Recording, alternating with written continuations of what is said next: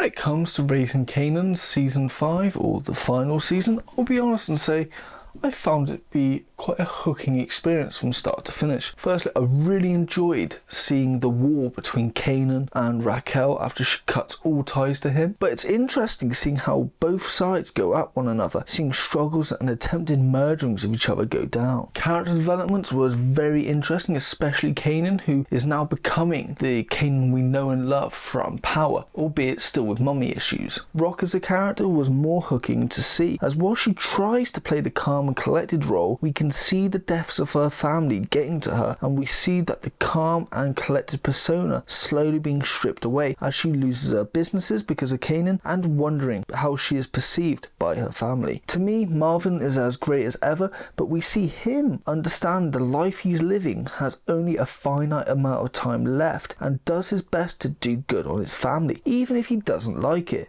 For example, getting Duke into the family business and helping Rock out even if he disagrees with her decisions. And for me as a viewer, when we see him on his own, that was when I was most fearful of watching, as I just felt like he was about to meet his maker. And as a fan of Marvin, it just made me tremble, just so hoping he gets out alive. The story was so good, whether it be seeing both Marvin and Rock doing their best to continue their business, even though they're no longer welcome in their own area, as well as having issues with getting old business partners whacked, only for it to fall face first into the ground. And then Kanan infiltrating Rock's new business with one of her workers and causing damage within, damaging her reputation as someone to be trusted. All of this made for great compelling television. I was very much also hooked by Duke, as we see that she really is still fixated on wanting to know who killed her ex as well as Famous, and she goes down this dark path of bribing a fellow police officer in order to get info on this. And I was very much compelled as we're learning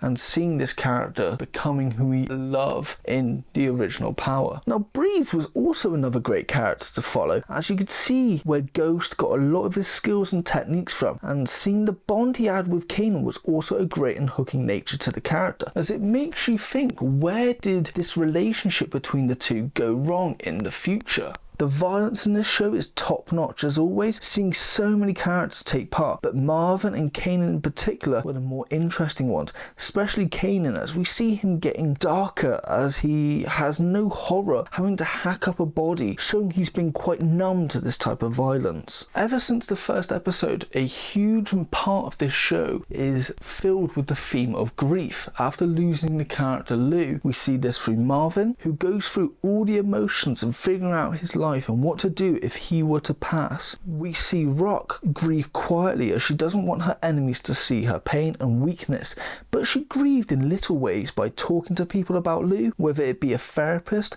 or an old friend whose daughter Lou briefly dated, seeing what her baby brother really thought of her behind her back. Another theme in this show was that of repercussions, and we see this through characters that we truly hated finally getting their comeuppance, but also we see it with characters we love who now face the consequences of their actions, not only in this season but throughout the entirety of this show. And it's really sad that they faced it through tragedy and loss. Now, when it comes to the finale, I will say it was very enjoyable. We're having to see Rock really figure out how to survive now that she's lost her brothers, and we see that she is struggling to the point that she is nearly about to talk to the feds. Seeing Kanan switch up on the idea of his mother dying was interesting, showing that he has remorse over the actions of this season, showing he has a heart and love for his family members. We see Kanan and Rock meet up and have this beautiful heart-to-heart, and though Kanan never says it, you can tell he loved his mother, but anger and other emotions wouldn't allow him to physically say it, even though Rock was just desperate to hear it, but she could see that he definitely did. But to me, the best part was Duke, who, after murdering Rock,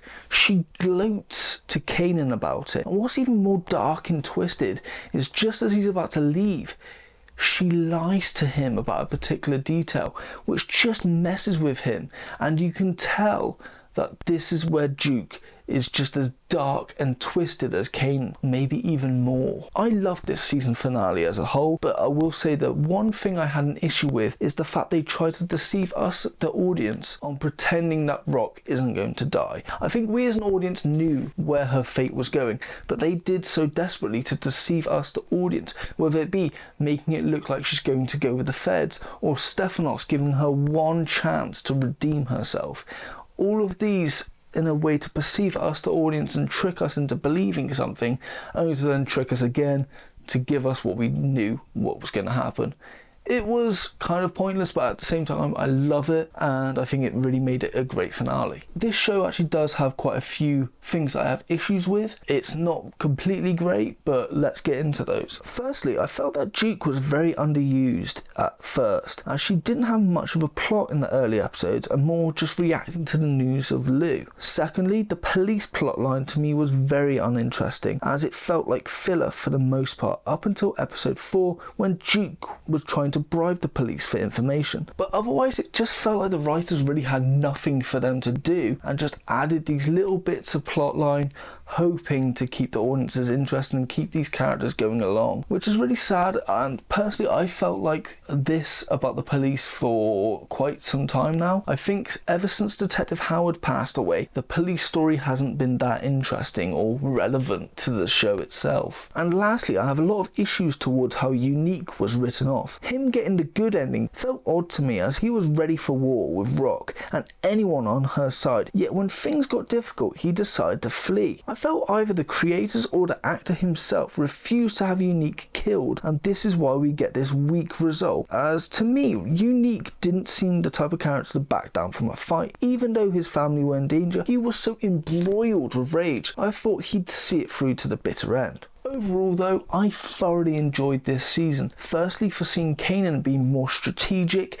and becoming the kind of Kanan who would we later see in Power. And it was sad, but I did enjoy watching Marvin and Rock climb back up after losing so much and only to be kicked back down again. But what I love mostly is how this actually had an ending. In comparison to the other spin-offs, they just felt like more setups for another spin-off, whilst this felt like an actual end. Yes, we are going to be getting another spin-off, but this didn't feel like it was starting that up. We got a bit of a tease and that is it. This is the end, and that is what I loved. For all those reasons, is this good? No. It's amazing. Rating wise for the season, I'm giving it 8 out of 10. But for the show, I'm giving it an 8.5 out of 10. Would I be rewatching this? The answer is yes. Not only because you then get to see the story unfold and really dive into these characters again and learn so much, but also because I'm planning to make a video on the character of Kanan Stark and go through the deceitful and toxicness within him, but that's for another day. Recommendations, of course I recommend Power, not only because it is a great show, but also because you then are now seeing Kanan from how he is as a child to now how he is later in life, but also seeing how much he has influenced Ghost and Tommy. A lot on Tommy's side than Ghost, from the violent nature of things. Ghost is very clean and immaculate, and if you watch Raising Kanan, Kanan's clever in some cases, but he's definitely not clean. Another show I'm recommending is Nemesis, which is also created by Courtney Kemp, who is mainly known for Power. But in this, the show's very different to Power. Firstly, it's not about drugs, but also it's more of a cat and mouse game, kind of like how Angela and Tommy were cat and mouse game in seasons 2, or her journey to find Ghost in seasons 1 to 3. That type of adventure, which I found really hooking. What's great about Nemesis is the boss behind the main character, who's a criminal, is that of a woman called Charlie, and she reminds me heavily on Rock. Always about family first, business is just as important. It's definitely worth a watch. It's filled to the brim with violence. Each episode is very much action-packed, and there's so many twists that really keep you wanting to watch the next episode. Those are my recommendations. This has been my review for the TV show Raising Kanan, the final season. Thank you for watching. If you have enjoyed, please like and subscribe, but most importantly, thank you and have a nice day.